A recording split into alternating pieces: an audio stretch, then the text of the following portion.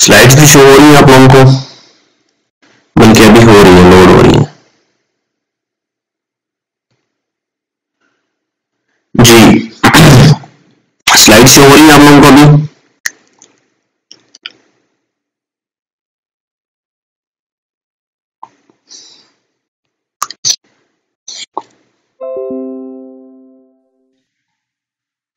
ठीक है, अच्छा हम क्लास स्टार्ट करने लगे। अगर किसी का कोई क्वेश्चन होता है तो काइंडली अपना माइक आप लोग ओपन करके तो क्वेश्चन पूछेंगे, क्योंकि मैं टैब के अंदर लिख रहा होता हूं तो मुझे आपका ये टेक्स्ट मैसेजेस जो है वो नजर नहीं आएंगे, ठीक है। अच्छा, तो अभी हमने जो पहला सेगमेंट हमने स्टार्ट करना ना वो है एनवायरनमेंट का, ठीक है। एनवायरनमेंट से रिलेटेड इसमें हम चीजें पढ़ेंगे। ये इसकी आउटलाइन है, मतलब ये जो स्लाइड्स हमने 81 स्लाइड्स आप लोगों को शो हो रही है, इसमें हम क्या क्या पढ़ेंगे, एनवायरनमेंट क्या होता है, इसके सेगमेंट्स क्या क्या हैं। आज हम यही पहली चीज पहले पढ़ेंगे, फिर हम उसका जो फर्स्ट सेगमेंट है एटमॉस्फेयर उसके बारे में पढ़ेंगे। अगर टाइम हुआ तो एयर पोल्यूशन और उसके कंट्रोल मैकेनिज्म पढ़ेंगे, और ये फिर फर्दर चीज हम इस तरह पढ़ते जाएंगे। एसिड रेन है, ये अलग अलग टॉपिक्स हैं सारे। एसिड रेन है, ओजोन डिप्लीशन है, ग्रीन हाउस इफेक्ट क्या होता है, ग्लोबल वार्मिंग क्या होती है, इंटरनेशनल एग्रीमेंट्स कौन कौन से इसके ऊपर हुए हुए, जैसे कि मॉन्ट्रियल प्रोटोकॉल है, क्योटो प्रोटोकॉल है, इस तरह की चीज हम इस लेक्चर के अंदर पढ़ेंगे, ठीक है। अच्छा, शुरू में अब हम शुरुआत करते हैं कि एनवायरनमेंट बेसिकली होता क्या है। हमारे इर्द गिर्द जो भी चीजें हमें सराउंडिंग के अंदर हमारी पाई जाती हैं, उसको टोटलिटी में या उसको मजमूई तौर पे हम एनवायरनमेंट कहते हैं, ठीक है। इसकी डेफिनेशन में आपने लिखी है, environment means surrounding in which we are living, ठीक है। यानी कि हमारे इर्द गिर्द जितनी भी चीजें हैं वो हमारे के लिए क्या है, हमारा एनवायरनमेंट है। अब इसके अंदर क्या क्या चीजें आती है हमारे एनवायरनमेंट के अंदर, हर चीज इसके अंदर आती है। हर चीज से मुराद कौन कौन सी है, हमारे इर्द जो लिविंग चीजें हैं, नॉन लिविंग चीजें हैं, वो सारी की सारी आ जाएंगी, ठीक है। और ये वो चीजें होती हैं जो हमारे सर्वाइवल के लिए भी जरूरी है, चाहे वो डायरेक्टली जरूरी हो चाहे वो इनडायरेक्टली जरूरी हो, ठीक है। तो बेसिकली एनवायरनमेंट क्या है, हमारे इर्द गिर्द सारी चीजें, चाहे वो किसी भी फॉर्म में हो जो हमारे लिए यूजफुल हो, हमारे सर्वाइवल के लिए जरूरी हो, ठीक है। चाहे वो लिविंग है चाहे वो नॉन लिविंग है, वो हमारा क्या है, एनवायरनमेंट है। इसी तरह, ठीक है, इसकी एग्जांपल है जैसे हमारे इर्द गिर्द एनिमल्स हैं, प्लांट्स हैं, नॉन लिविंग कंपोनेंट्स हैं, सॉइल है, एयर है, वाटर है, ये सारे के सारे क्या है, हमारे इर्द गिर्द मौजूद भी है, हमारे सर्वाइवल के लिए भी जरूरी है, ठीक है। और ये कुछ इसमें लिविंग है, कुछ इसमें नॉन लिविंग है, तो ये बेसिकली क्या है, ये हमारा एनवायरनमेंट है। अच्छा, इसकी अगर आप लोगों ने एक पेट अगर लिखनी है डेफिनेशन, ठीक है, organisation of economic corporation and development की ये एक डेफिनेशन है कि environment is totality of all the external conditions affecting the life, development and survival of an organism. ये हम सिर्फ इंसानों की बात नहीं कर रहे, कोई भी ऑर्गेनिज्म की हम बात कर रहे हैं कि उसके इर्द गिर्द जो भी चीजें हैं जो कि उसकी लाइफ के लिए, उसकी डेवलपमेंट के लिए, उसके सर्वाइवल के लिए जरूरी है, और उसके इर्द गिर्द वो चीजें पाई जाती हैं, तो वो उस ऑर्गेनिज्म का क्या होगा, एनवायरनमेंट होगा, ठीक है। क्लियर है ये? आगे चले। अच्छा जी, अब हमारा जो एनवायरनमेंट, अब हमने तो कहा कि अगर लेट से ये ह्यूमन बीइंग है, ठीक है, इसके इर्द गिर्द जितनी भी चीजें हैं, ठीक है, इसके सराउंडिंग में जितनी भी चीजें हैं, वो सारा का सारा इसका क्या है, एनवायरनमेंट है।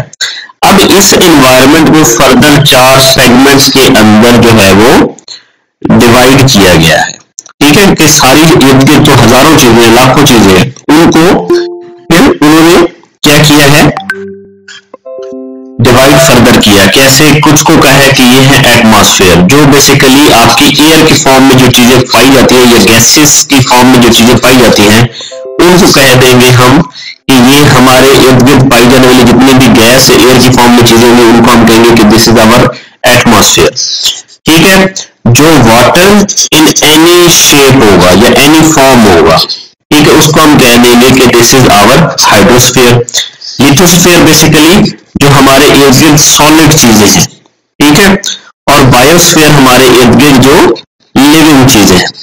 तो ये बेसिकली हमने अपने इर्द गिर्द वाले इन्वायरमेंट को डिफरेंट टाइप्स की बेस पे डिवाइड कर लिया है कि किसी को हम कहेंगे हाइड्रोस्फीयर, किसी को एटमॉस्फेयर, किसी को लिथोस्फीयर और किसी को बायोस्फीयर। ठीक है,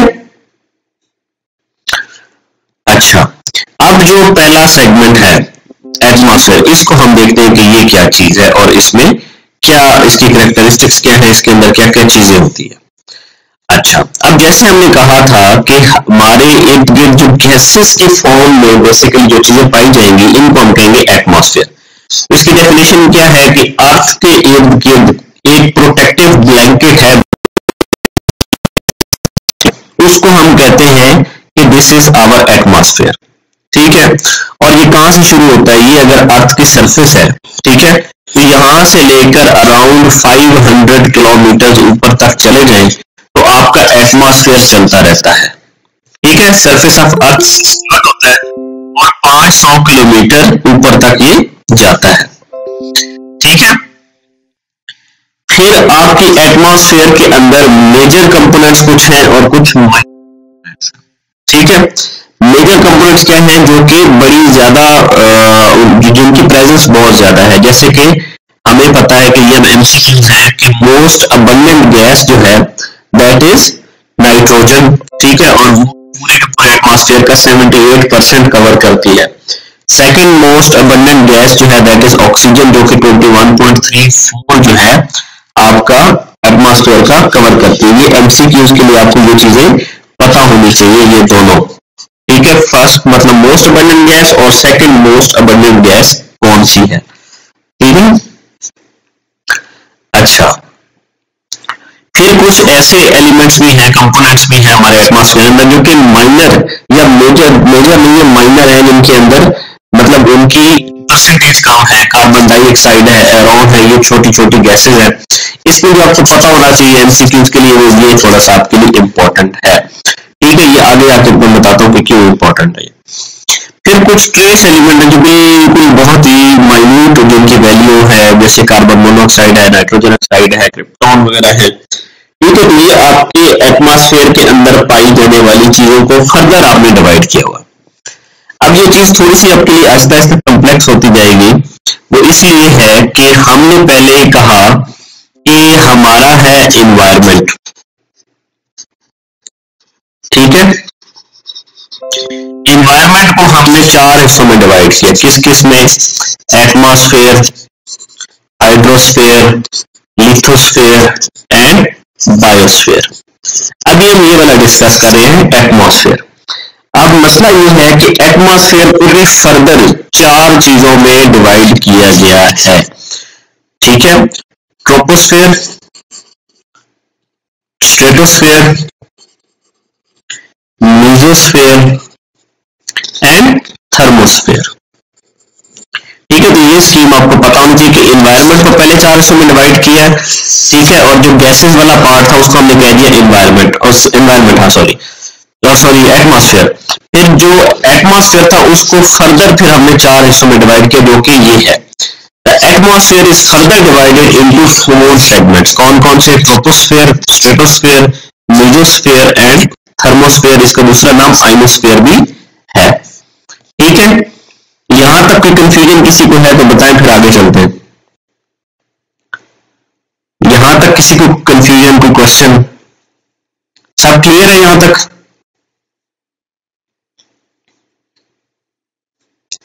आप लोग रिस्पॉन्ड करेंगे तो मैं आगे चलूंगा फिर, ताकि मुझे आइडिया हो कि आप लोगों को समझ आ रहा है या नहीं आ रहा।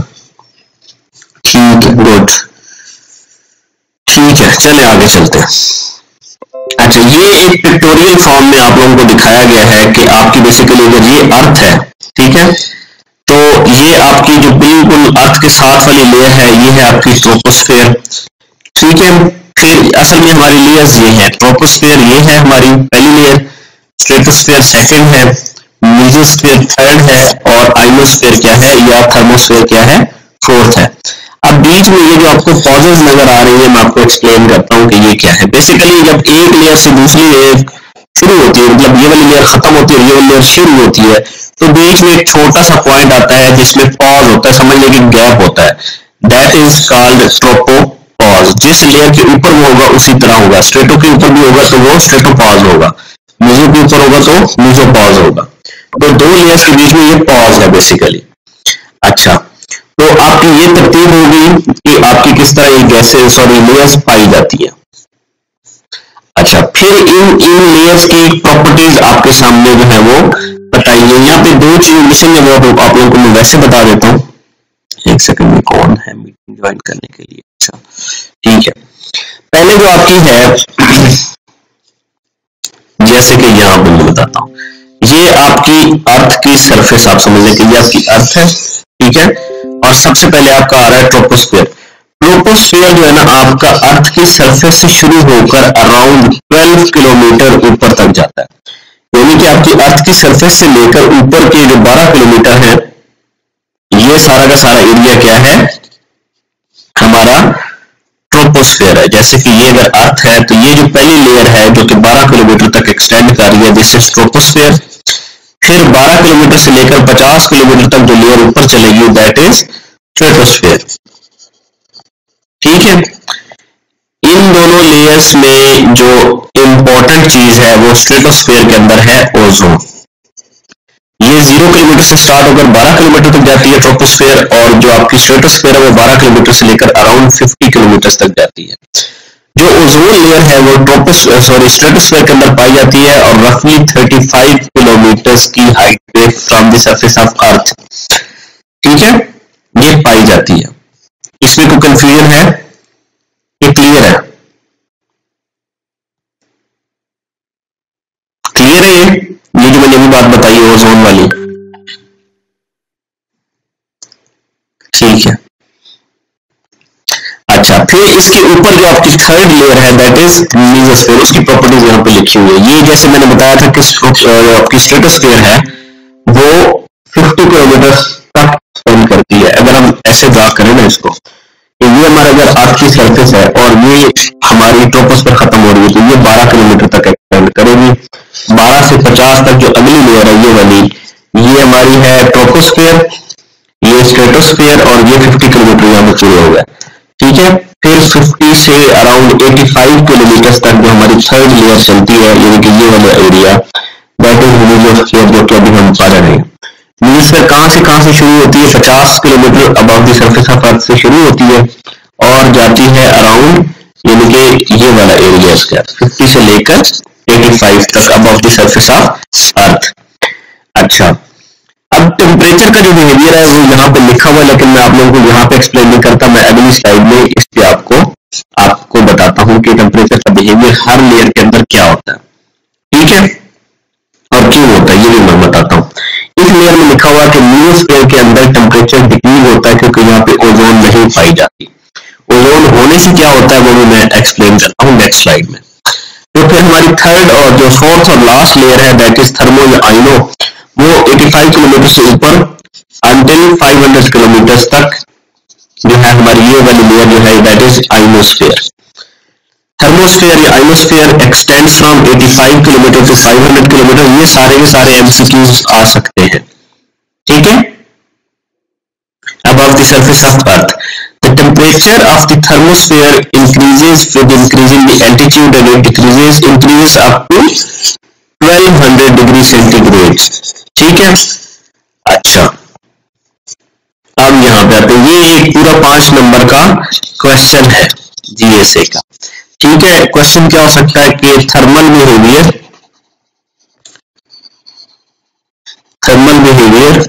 Explain thermal behaviour of atmospheric layers आ सकता है या सेगमेंट्स हो सकता है, कुछ भी हो सकता है कि एनवायरनमेंट के अंदर जो है आपकी मुख्तलिफ लेयर्स के अंदर टेम्परेचर का क्या बिहेवियर होता है। तो वो मैं अभी आप लोगों को यहाँ पे बताने लगा हूँ अभी कि वो कैसे होता है, ठीक है। वो होता है इस तरह कि ये आपकी सरफेस ऑफ अर्थ है, ठीक है, यानी कि यहाँ पे आपका एल्टीट्यूड क्या है, 0 है, आप जमीन के ऊपर खड़े हुए यहाँ पे इस एरिया पे। अब जैसे जैसे ऊपर जाते हैं ना, आप कौन सी लेयर के अंदर घूम रहे हुए, आप घूमेंगे ट्रोपोस्फीयर के अंदर अंटिल 12 किलोमीटर तक, ठीक है। अब इसमें क्या होगा, आप पहले स्केल समझे। इस तरफ जो है एक्स एक्सिस पे आपको टेम्परेचर गिवन है, और टेम्परेचर कहाँ पे, यहाँ पे 0 है, इस तरफ पॉजिटिव टेम्परेचर है, इस तरफ नेगेटिव टेम्परेचर है, ठीक है। अच्छा, और इस तरफ क्या है, इस तरफ आपकी हाइट बढ़ती जा रही है इन किलोमीटर, ठीक है।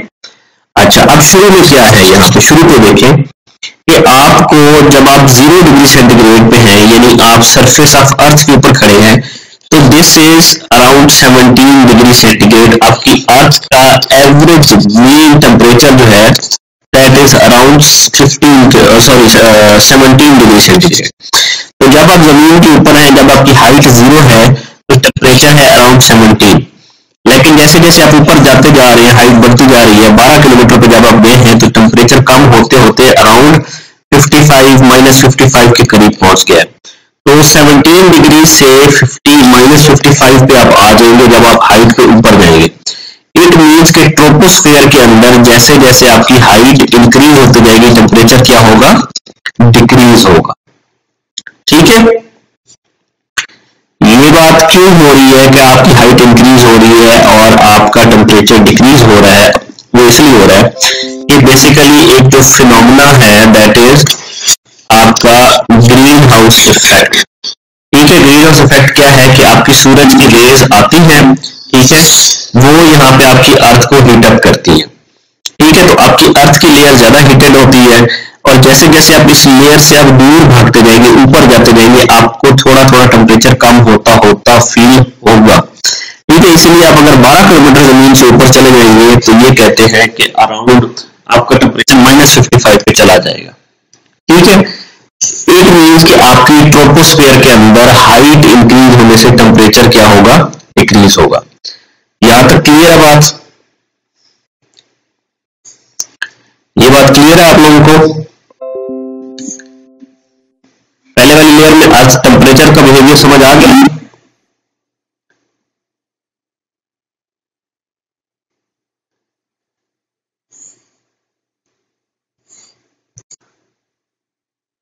अच्छा, रिपीट कर दो, ठीक है। रिपीट मैं आपको कर देता हूं। मैं ये बात कह रहा हूं कि आपका जो, एक सेकेंड, होता कुछ इस तरह है कि जब आप सरफेस ऑफ अर्थ के ऊपर होते हैं, ठीक है, एक सेकेंड,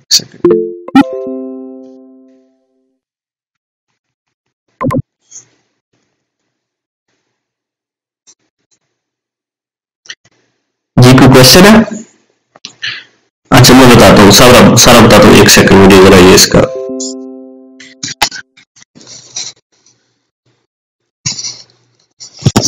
हाँ मैं ये बात कर रहा था, सॉरी,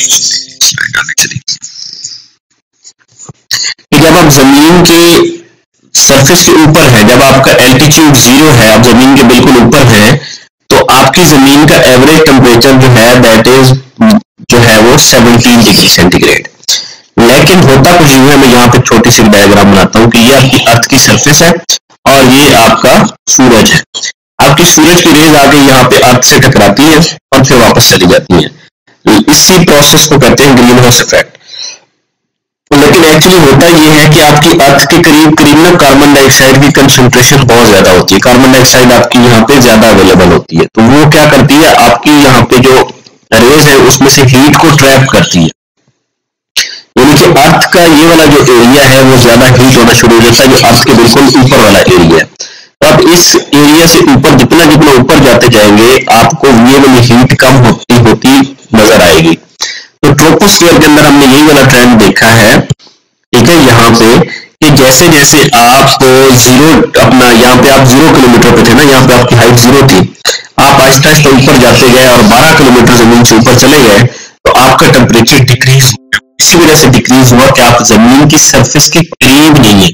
अगर आप करीब होते तो ग्रीन हाउस इफेक्ट की वजह से आपको हीट ज्यादा फील होती वहां। अब क्लियर है ये बात? अब क्लियर हो गया आप लोगों को? ये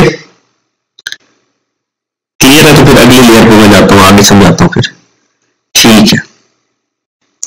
अच्छा, ये तो हो गया पहली लेयर के अंदर आपका बिहेवियर के, आपकी हाइट इंक्रीज होगी तो आपका टेम्परेचर डिक्रीज डिक्रीज होगा। अब आगे आपको ये छोटा सा एक लेयर नजर आ रही है जिसको लिखा है ट्रोपोपॉज। जो मैंने बात की थी कि जिस लेयर के ऊपर ये आएगा तो ये क्या होगा, पॉज होगा। इट मीन्स कि ये इन दो लेयर्स के बीच में ना बिल्कुल एक ब्रेक पॉइंट है। यहाँ पे कोई भी चेंज नहीं आएगी, हाइट बढ़ती भी जाएगी तो कोई चेंज नहीं आएगी, हाइट बढ़ती जाएगी, टेम्परेचर सेम वैसे का वैसा रहेगा, कोई इफेक्ट नहीं होगा। ठीक है, फिर यहां से आपकी शुरू होगी स्ट्रेटोस्फेयर, नेक्स्ट लेयर। इसमें क्या है कि आपका इनिशियल टेम्परेचर है अराउंड ये वाला -55, और आप देखिए यहाँ पे क्या हो रहा है, टेम्परेचर बढ़ते बढ़ते बढ़ते अराउंड फिर वापस 0 डिग्री पे आ गया। ठीक है, रफली इट मीन्स कि आपकी स्ट्रेटोस्फेयर के अंदर हाइट इंक्रीज होने के साथ टेम्परेचर क्या हुआ, इंक्रीज हुआ। ठीक है, स्ट्रेटोस्फेयर के अंदर आपकी जैसे जैसे हाइट ऊपर आप जाते गए आपका टेम्परेचर बढ़ता गया। इसकी वजह क्या है, इसकी वजह ये है कि आपकी जो स्ट्रेटोस्फेयर है, स्ट्रेटोस्फेयर के अंदर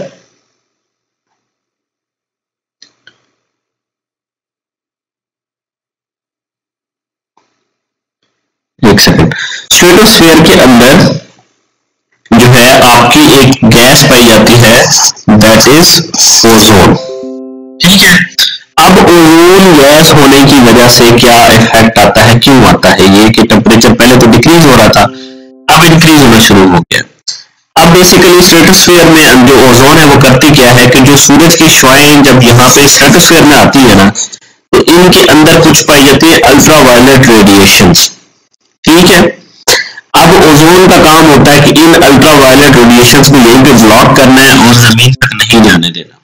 ठीक है, अब अगर ओजोन लेयर यहाँ पे मौजूद है और इन लेयर्स को वो एब्जॉर्ब कर रही है, तो इस एब्जॉर्प्शन की वजह से, ठीक है, एब्जॉर्प्शन की वजह से क्या होगा कि यहाँ पे आपका टेम्परेचर इंक्रीज होता जाएगा।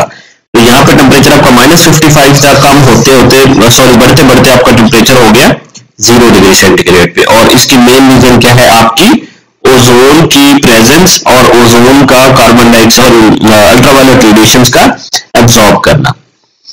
ये बात भी क्लियर होगी, ये भी क्लियर है सबको?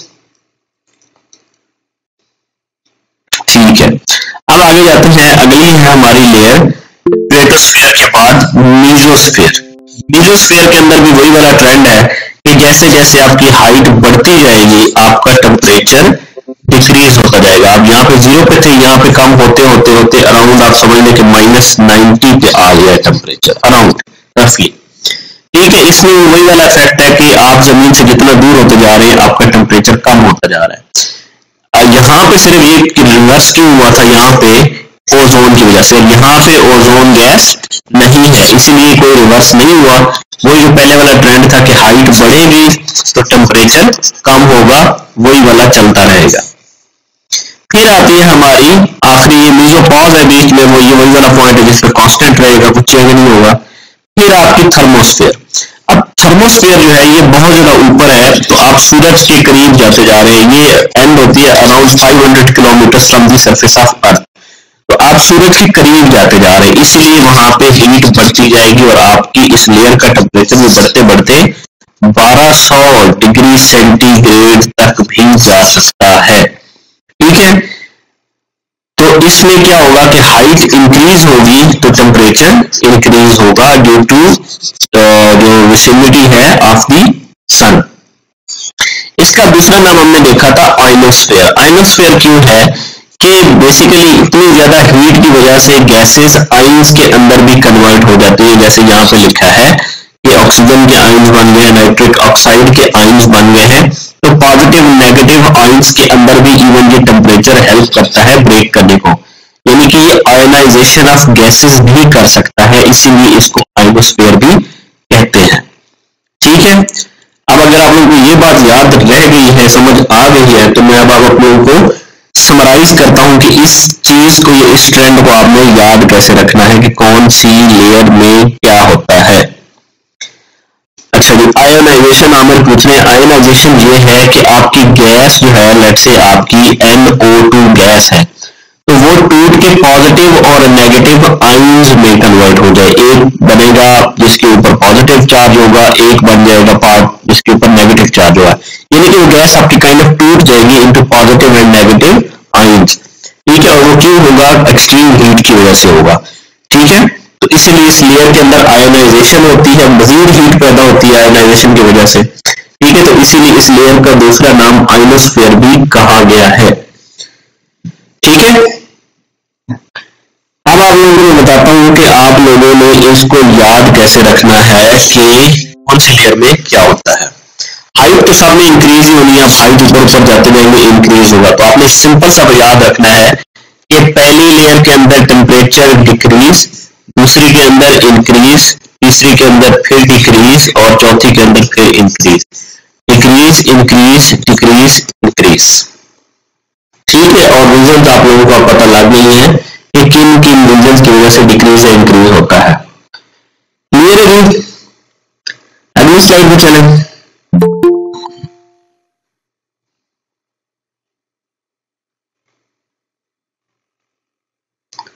ठीक है, अच्छा जी। अब अगला जो हमारा छोटा सा टॉपिक है, छोटा तो नहीं है खैर, इंपॉर्टेंट है कि एनवायरनमेंट के बारे में हम पढ़ रहे हैं। तो अब एनवायरनमेंट पोल्यूशन क्या होती है? एनवायरनमेंट पोल्यूशन बेसिकली क्या है कि आपके एनवायरनमेंट के अंदर कोई भी ऐसी चेंज विच इज हार्मफुल या विच इज अनफेवरेबल या अनडिजायरेबल, जो आप नहीं चाहते कि ये हो, ठीक है। Unfavourable alteration of our surrounding जो है, इसको हम कहते हैं कि दैट इज पोल्यूशन। पोल्यूशन करती क्या है कि आपकी क्वालिटी, ये जो फुरकान का क्या इशू है, अच्छा चलो इसको बाद में देखते हैं। It changes the quality of our air, water and land which interferes with the health of human being and other life on earth, ठीक है। यानी कि आपकी एयर, वाटर और लैंड की क्वालिटी को डिग्रेड करता है, इसलिए हम इसको कहते हैं कि ये पोल्यूशन है। अब पोल्यूटेंट कितनी टाइप के हो सकते हैं? मेजर तो इनको दो कैटेगरीज में किया गया है कि बायोडिग्रेडेबल है या नॉन बायोडिग्रेडेबल है। बायोडिग्रेडेबल पोल्यूटेंट वो होता है जो with the passage of time खुद ही टूट फूट के खत्म हो जाता है, ठीक है। दैट डिग्रेड्स और decomposes rapidly by natural process, ठीक है। जैसे आपका ये होते हैं एनिमल वेस्ट हो गया, आपके जानवरों का जो वेस्ट होता है, ठीक है, वो खुद ब खुद कुछ अर्से बाद खत्म हो जाता है, डिकम्पोज हो जाता है, ठीक है। फिर है नॉन बायोडिग्रेडेबल पोल्यूटेंट्स, वो वाले पोल्यूटेंट्स, ठीक है, जो कि खुद ब खुद डिकम्पोज नहीं होते, या अगर होते भी हैं तो बहुत स्लो प्रोसेस है, सदियां लग जाती है उसको टूट फूट के लिए, ठीक है। तो वो हमारे एनवायरमेंट को जो है वो उनको हम कहते हैं नॉन बायोडिग्रेडेबल पोल्यूटेंट्स। फिर मजीद इसकी टाइप्स हैं कि वो किस चीज को पोल्यूट कर रहे हैं। एयर को पोल्यूट कर रहा होगा तो एयर पोल्यूशन हम उसको कहेंगे, एयर पोल्यूटेंट कहेंगे। वाटर को कर रहा होगा तो वाटर पोल्यूशन, सॉइल को कर रहा होगा सॉइल पोल्यूशन, और अगर वैसे नॉइस की फॉर्म में तो वो नॉइस पोल्यूशन होगा, ठीक है। अब हम पहली वाली चीज को इन डिटेल पढ़ लेंगे कि एयर पोल्यूशन क्या होती है, कैसे होती है, इफेक्ट्स क्या होते हैं और इसको कंट्रोल कैसे किया जा सकता है, ठीक है। एयर पोल्यूशन बेसिकली है क्या? इसकी डेफिनेशन जनरल सी ये है कि आपकी एयर के अंदर कोई भी ऐसी चीज का एडिशन, ठीक है, जो कि आपकी क्वालिटी ऑफ लाइफ को इफेक्ट करता है, जो कि आपके लिए हार्मफुल होता है। The contamination of air with dust, smoke or other harmful substances which lead adverse effects on the life and the quality of life is called air pollution, ठीक है जी। कहां से आती है एयर पोल्यूशन, कैसे होती है, कौन से मेन सोर्सेज हैं? आप फॉसिल फ्यूल्स की बर्निंग करेंगे तो आपकी एयर में पोल्यूशन होगी। आप पावर प्लांट्स ज्यादा चलाएंगे तो आपकी एयर के अंदर फ्यूम, स्मोक, इस तरह की स्मोक और इस तरह की चीजें जाएंगी। केमिकल इंडस्ट्रीज के थ्रू जो है आपकी एयर पोल्यूट होती है। कल्टीवेशन एक्टिविटीज के जरिए आपकी होती है, खेत मिट्टी जिसको हम कहते हैं, ठीक है, वो ज्यादा होगी, वो भी एयर पोल्यूशन है।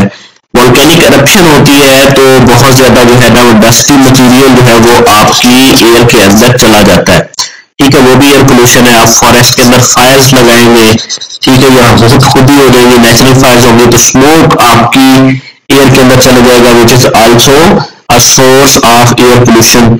डिकम्पोजिशन ऑफ ऑर्गेनिक मैटर की वजह से भी गैसेस निकलती है, जैसे कि नाइट्रिक ऑक्साइड है, कार्बन मोनोऑक्साइड है, कार्बन डाइऑक्साइड है, ठीक है। नेचुरल गैसेस के एमिशन जैसे कि मीथेन वगैरह है, ये जब इमिट होते हैं और आपकी एयर के अंदर ऐड हो जाते हैं तो वो भी एयर पोल्यूशन है।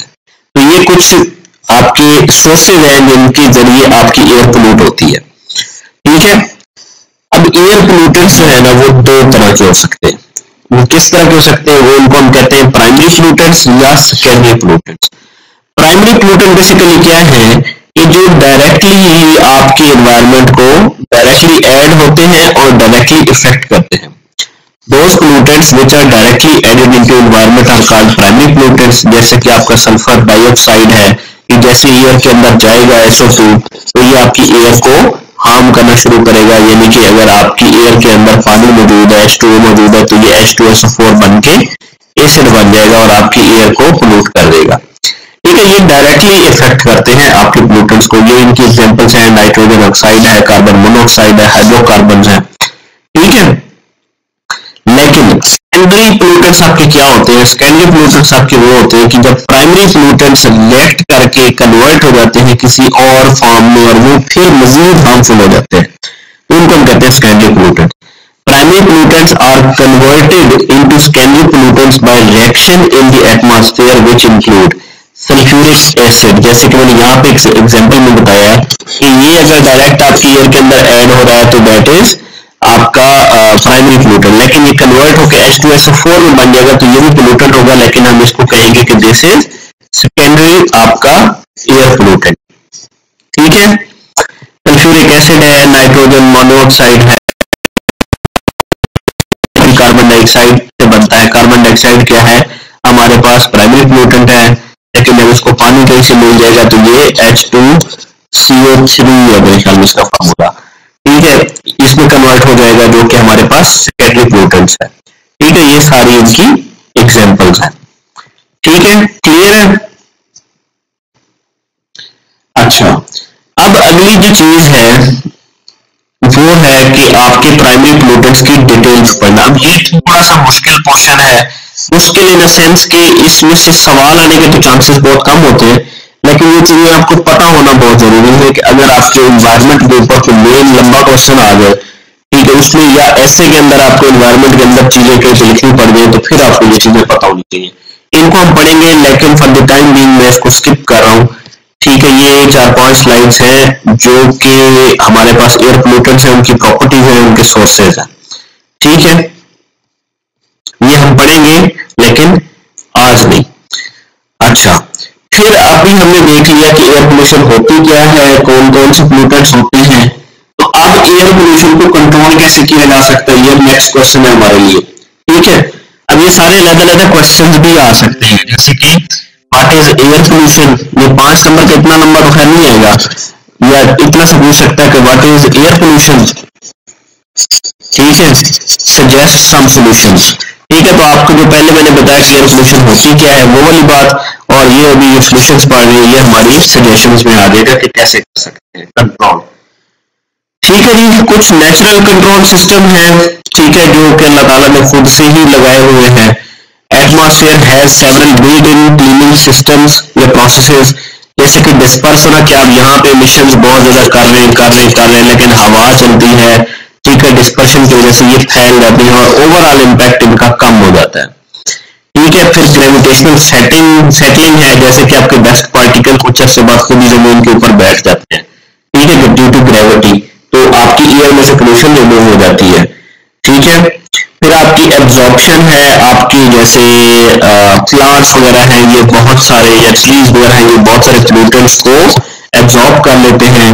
बारिश हो जाती है तो सारे के सारे पोल्यूटेंट्स जो है वो वॉश आउट हो जाते हैं। ये नेचुरल प्रोसेसेस हैं जिनके जरिए आपकी एयर खुद ब खुद क्लीन होती रहती है। ठीक है, control of contaminants at the source level is desirable and effective method through prevention और कंट्रोल टेक्नोलॉजी। सबसे बेहतरीन तरीका जो है ना वो पोल्यूशन को खत्म करने का यही है कि आप पोल्यूटेंट को इमिट ही ना करें। ठीक है, ना पोल्यूशन करेंगे, ना वो एनवायरनमेंट के अंदर जाएगा, ना वो पोल्यूशन करेगा। ठीक है, तो इसे कहते हैं सोर्स कंट्रोल, के सोर्स जहां से उसने प्रोड्यूस होना है उस एनवायरमेंटल जो पोल्यूटेंट है उसको वहीं पर रोक लें। ठीक है, कौन कौन सी मेजर्स हैं जिनके जरिए हम सोर्स पे ही कंट्रोल कर सकते हैं। आप पेट्रोल पंप्स पे अक्सर जाते हैं तो आपको भी किसी एक जो यूनिट के ऊपर लिखा होता है कि अनलेडेड फ्यूल अवेलेबल, या अनलेडेड डीजल या अनलेडेड पेट्रोल। ठीक है। तो वो बेसिकली वो इसी तरह का चीज है कि आप ऐसे फ्यूल इस्तेमाल करें जिसके अंदर लेड की क्वांटिटी कम हो। ठीक है, वो हमने स्किप किया लेड की, यहाँ पे ये पड़ा है लेड क्या है, टॉक्सिक मेटल है। तो अगर आप फ्यूल ही ऐसा यूज करेंगे जिसके अंदर लेड नहीं है, ठीक है, अनलेडेड पेट्रोल फ्यूल यूज करेंगे, तो आपके लेड के इमिशन ही नहीं होंगे, लेड के इमिशन नहीं होंगे तो आपकी एयर पोल्यूट नहीं होगी। ठीक है, फिर आप ऐसे फ्यूल यूज करें जिसके अंदर सल्फर कंटेंट कम से कम हो, उससे क्या होगा कि SO2 और सल्फर ऑक्साइड के इमिशंस कम होंगे, क्योंकि ये दोनों जब पानी से मिलते हैं तो ये H2SO4 में कन्वर्ट हो जाते हैं, क्योंकि पोल्यूटेंट है। तो आप ऐसे फ्यूल यूज करेंगे जिनके अंदर सल्फर ही कम हो, सल्फर कम होगी तो क्या होगा, उससे आपके पोल्यूटेंट्स भी, सल्फर के पोल्यूटेंट कम होंगे और आपके एनवायरनमेंट के अंदर सल्फर के ऑक्साइड्स भी कम होंगे और पोल्यूशन नहीं होगी। अगला जो है वो तरीका क्या है कि आप लोगों को इनकरेज करें कि वो पब्लिक ट्रांसपोर्ट यूज करें, ज्यादा वॉक करें, गाड़ी इस्तेमाल ना करें। ठीक है, या पब्लिक ट्रांसपोर्ट यूज करें कि कम से कम इमिशन हो, या साइकिल वगैरह यूज कर सकते हैं। प्राइवेट व्हीकल्स को कम से कम यूज करें, क्योंकि जितनी ज्यादा प्राइवेट व्हीकल यूज होंगे उतने ज्यादा इमिशन ज्यादा होंगे। अगर 5 बंदे 5 गाड़ियां चलाते हैं और वो बजाय 5 गाड़ियां चलाने के एक वैन में बैठ के चले जाएंगे तो एक वैन के इमिशन होंगे, 5 गाड़ियों के इमिशन नहीं होंगे। ठीक है, नेक्स्ट क्या कर सकते हैं कि आप इंश्योर करें कि आपके houses, schools, restaurants, playgrounds are not located on busy streets, के आपके जो एनवायरनमेंट के इफेक्ट्स हैं वो कम से कम हो इन लोगों के ऊपर, एनवायरनमेंट के ऊपर, प्लेग्राउंड्स के ऊपर, कि वो आपकी उस जगह से दूर हो जहां पे आपकी पोल्यूशन ज्यादा हो रही है। ठीक है जी, नेक्स्ट आप क्या कर सकते हैं कि आपकी जो बिजी रोड्स हैं उनके इर्द गिर्द आप प्लांट्स करें, क्योंकि प्लांट्स जो है ना, प्लांट्स को कहा जाता है कि दीज आर नेचुरल सिंक्स। ठीक है, नेचुरल सिंक्स है, ये खुद ब खुद जो आपके कार्बन डाइऑक्साइड और जो नॉइस की पोल्यूशन है इसको एब्जॉर्ब कर लेते हैं। ठीक है, आपकी जो वेस्ट डिस्पोजल साइट है, जैसे आपकी कूड़ा डंप करने की जगह है, उनको आप प्रेफर करें कि उनको शहर से दूर रखें। ठीक है, ये down wind of the city रखें, ऐसी जगह पे रखें कि उस कूड़ा करकट वाली जगह का इफेक्ट जो आपके सिटी के ऊपर ना आए। ठीक है, और गाड़ियों के अंदर कैटालिटिक कन्वर्टर की टेक्नोलॉजी जो है वो वाली गाड़ियां इस्तेमाल करें जिनके अंदर कैटालिटिक कन्वर्टर हो। ठीक है, उससे क्या होगा कि कार्बन मोनोऑक्साइड के और हाइड्रोकार्बन के इमिशंस कम से कम होंगे और आपकी एयर पोल्यूशन जो है वो क्या हो जाएगी, कम हो जाएगी। फिर आपकी बड़ी बड़ी जो इंडस्ट्रीज हैं उनके अंदर आपको काम करने की जरूरत है। ठीक है, क्या करें कि आप उनको एक रिस्ट्रिक्टेड परमिसिबल लेवल बता दें कि इससे ज्यादा आपके इमिशंस नहीं होने चाहिए। ठीक है, और फिर अगर वो करते हैं तो फिर उनको पेनल्टी या फाइन किया जाए। Incorporation of air pollution control equipment in design of plant layout must be made mandatory. आपके कुछ एयर पोल्यूशन को कंट्रोल करने के मैकेनिज्म्स हैं, जैसे कि यहाँ पे आगे आएंगे, ये पढ़े स्क्रबर, साइक्लोन, ये हम अगले स्लाइड में डिटेल से पढ़ेंगे। तो आप जब प्लांट वगैरह डिजाइन करें उनके अंदर ही आप इन टेक्नोलॉजीज जो भी हमें पढ़नी है उनको इंट्रोड्यूस करें ताकि इमिशन होने से पहले ही वो रोक सके। ठीक है, और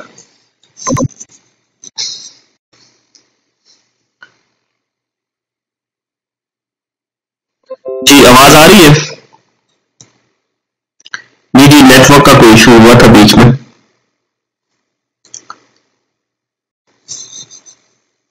ठीक है, फिर क्या है कि आप अपने मॉनिटर करें एनवायरनमेंट को कंटिन्यूअसली। ठीक है, कि आपको पता हो कि बेसिकली आपके एनवायरनमेंट के अंदर पोल्यूशन कितनी हो रही है। Continuous monitoring of the atmosphere for pollutant should be carried out to know the emission levels. ठीक है, आज हम यहीं पे एंड करते हैं। ठीक है, अगर कोई क्वेश्चन है आप लोगों का वो आप अभी पूछ सकते हैं ताकि फिर हम नेक्स्ट जो है फिर क्लास में फिर फर्दर आगे चलेंगे। जी, कोई क्वेश्चन है किसी का?